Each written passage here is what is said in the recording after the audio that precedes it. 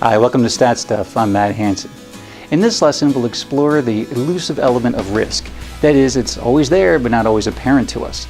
We'll talk about how risk is the fundamental element that we're trying to account for when we use statistics. Now, there's just one prerequisite lesson to this lesson, and that's the prior lesson that talks about problem resolution using DMAIC, where I describe a medical situation with my daughter Hannah. But for now, we'll begin this lesson by evaluating risk versus reward. Well, I believe in many ways risk affects every single decision that we make. For example, if you have a car and you're trying to drive your car, but you knew that there was a high risk that the car would break down, then would you make the decision to actually drive it? Well, depending on the situation, if it's something that was urgent where you had to get to the emergency room at a hospital, maybe it's a risk worth taking. But if you knew there was a high risk that it was going to break down for some long vacation or trip that you're going to take, well, then it may not be something that you'd want to decide to do. Maybe there's some other decision you want to make in order to avoid that risk. Or, for example, if you were deciding you wanted to go to a restaurant and you knew that there was a high risk of food poisoning there, even if it's your favorite restaurant. Well, again, you may not be so willing to go there if you knew that risk existed. But we're making some assumptions here that those risks are really low if we don't know about it.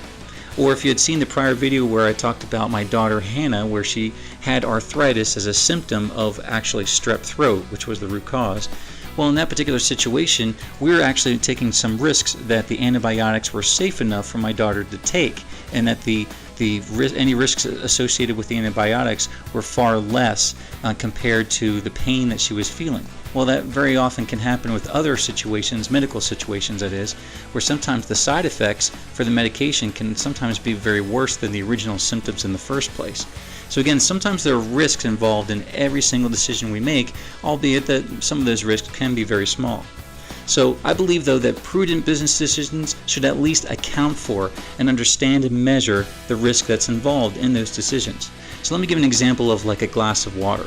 We might say that the entire glass of water would represent all the available understanding, all the information that might be available to us in order to make a decision about something in particular.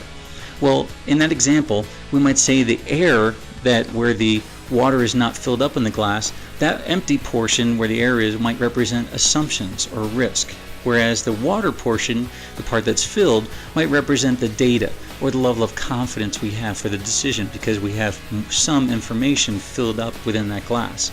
Well, just as adding water to the glass is going to displace the air, in the same way when we add data, relevant information, well, that will displace our assumptions. And by displacing that, it will also help mitigate those risks that might be behind those assumptions. So risk has an inverse relationship with confidence in that way. That is, if the more data that we collect, data like in terms of the proof or evidence or information we're collecting about a particular situation, the more we have, well, that will build our confidence. By building our confidence, then it's going to help reduce the risk.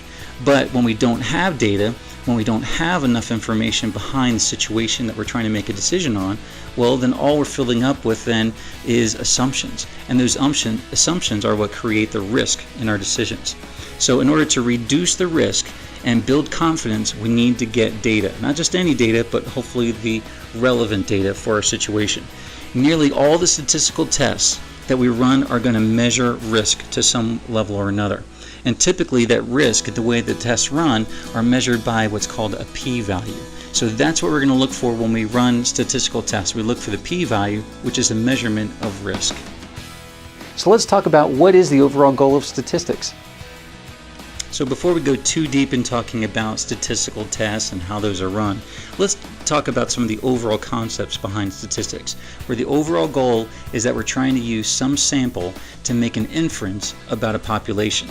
Now let me give you a more practical example of where this might apply.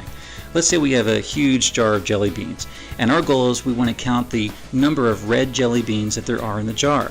Well, there are two ways that we might be able to get an answer for that question. First method we might follow is to empty out all the jelly beans from the jar, and we manually pull out all the red ones and start to count them one by one. Well, if we follow this method, it'd be very effective. The advantage or the pro for that method is that we'd be much more accurate in our answer. But the disadvantage or the con is it would take a whole lot more time if we did that.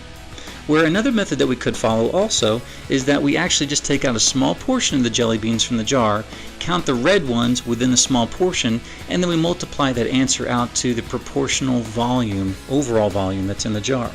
Well, if we did that, the advantage is that method is going to take a lot less time because we're not manually organizing all the jelly beans to pull out all the red ones and count them one by one. So it's going to be a whole lot faster that we can get to an answer. But the disadvantage of that side, or the con for that method, is that it would be a whole lot less accurate in comparison. So it looks like on the surface, method 2 is what's used in the concept of statistics, where there's a small portion or some sample that is going to be collected in order to make an estimate or some inference across an entire group or the whole population. That is, we're taking a small sample from the large jar of jelly beans to make an inference or estimate of what those red jelly beans are across that entire jar of jelly beans. But does that mean that method 2 is necessarily better? Most people would naturally think that method 2 is better, but is it? It may be better, but it really depends on risk. So is method 2 actually better? Well, again, it really depends on risk.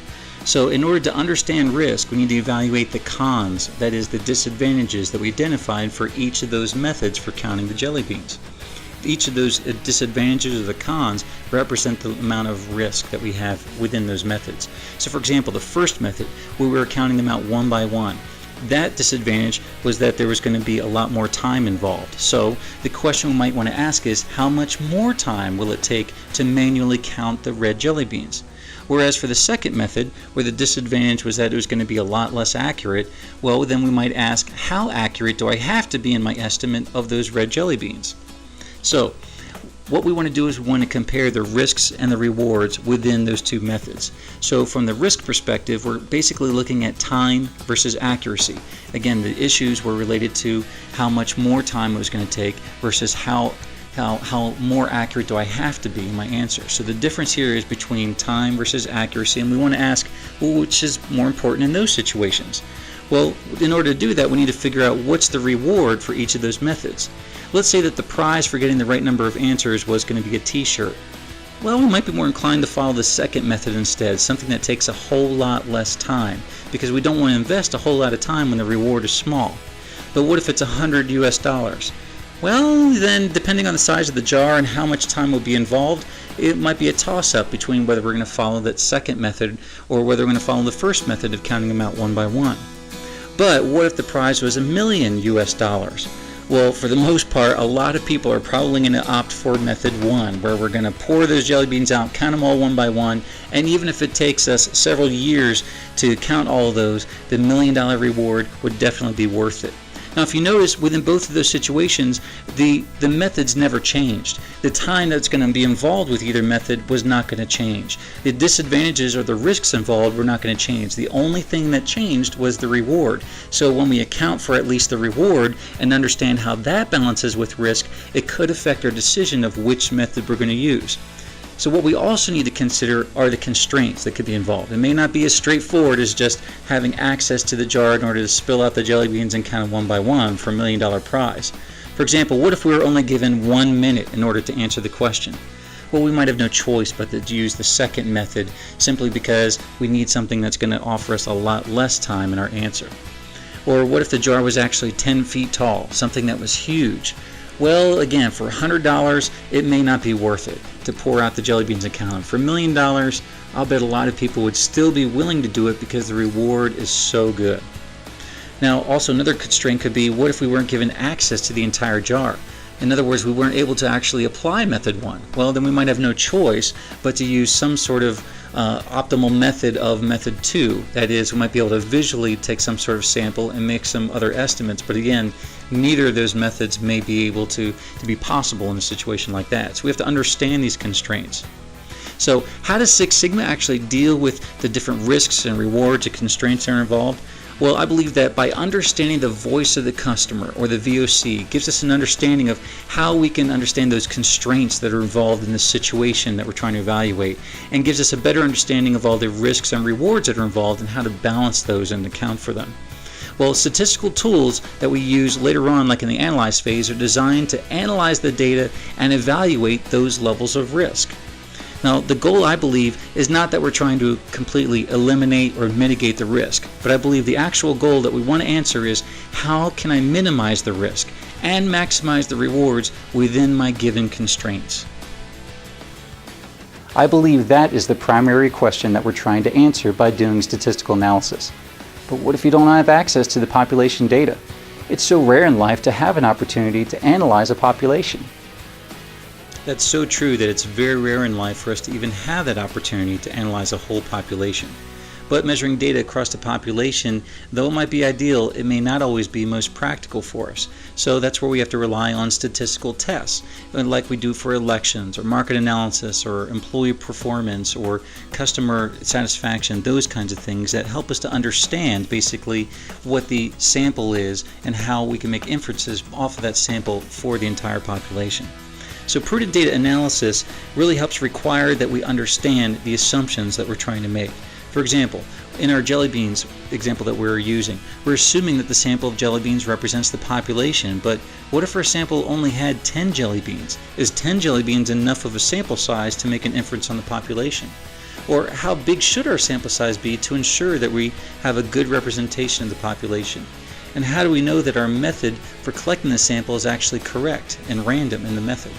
And we also assume that we know the volume of the jar. Well, what if we're completely wrong in how big the volume is? Again, because from our sample, a number of red jelly beans we might collect in our hand, we're using that to factor out according to the proportional volume of that entire jar of jelly beans. But what if we're wrong in that assumption of what the volume is? We also assume that the jelly beans are evenly mixed, that is, they're very random in the color distribution within the jar. But what if the actual jelly beans look like this example of the jar here, where they're layered? Well, we could take a scoop from the top and we can take at least half the jar out or 3/4 of a sample of the jar out, and we still would never encounter any red jelly beans. So we might come to the conclusion there are no red jelly beans in the jar, and we'd actually be very wrong, because maybe we're making an assumption of that distribution, the random distribution of the jelly beans within the jar. Now, what's the risk if we don't consider these kinds of assumptions ahead of time before we're actually collecting our sample? We actually may be making wrong conclusions that could eventually lead us to making the wrong actions. So assumptions are a very primary form of risk for us. So we need to at least validate our assumptions and test them in some way and reduce the risk and increase our confidence the more we can understand and measure our assumptions. Assumptions aren't necessarily bad, but it's very important for us to understand that they do represent a primary form of risk. And the more that we can validate our assumptions, such as using data and statistical analysis, we're in effect reducing our risk and increasing our confidence in the decisions that we make. So, now before we close this lesson, let's discuss how we can apply some of these concepts in a practical way. I'd like to explore how assumptions can affect our decisions. So, like, have you ever said the phrase to yourself, "If I only knew then what I know now"? Well, usually when we use a phrase like that, we're referring to a situation where we might have made a wrong or uninformed decision. So let's think of at least 2 situations like that in the past, either from a personal perspective or maybe at work, wherever. But think of at least 2 situations where we know we might have made a critical error in a wrong action or some uninformed decision that we made. And for those situations, try to answer some of these questions. First of all, what's the critical information that would have helped you to make a difference or maybe a better decision in that particular situation? And how could you have acquired that critical information in that particular situation, if it was possible at all? And if you were in that similar situation today, having the same limited knowledge that maybe you had then, what would you do differently in your decision process? Would you do anything differently at all? Because if you wouldn't, then why not? Why wouldn't you have done anything differently? Or if you would have done something differently, then what is different about your decision process now compared to that situation before? Then based on the answers that you've given in this situation, what does that really reveal about how you balance your risk versus reward in your decision process? For example, are you maybe more prone to making quick or risky decisions? Or are you something who's very risk averse, where you're very careful and meticulous before you make a decision? You need to understand all the possible risk involved. How does that affect you as far as your decision process? Well, that wraps up this lesson. Check out StatStuff.com for many more resources that can help you achieve powerful results. I'm Matt Hansen. Thanks for watching.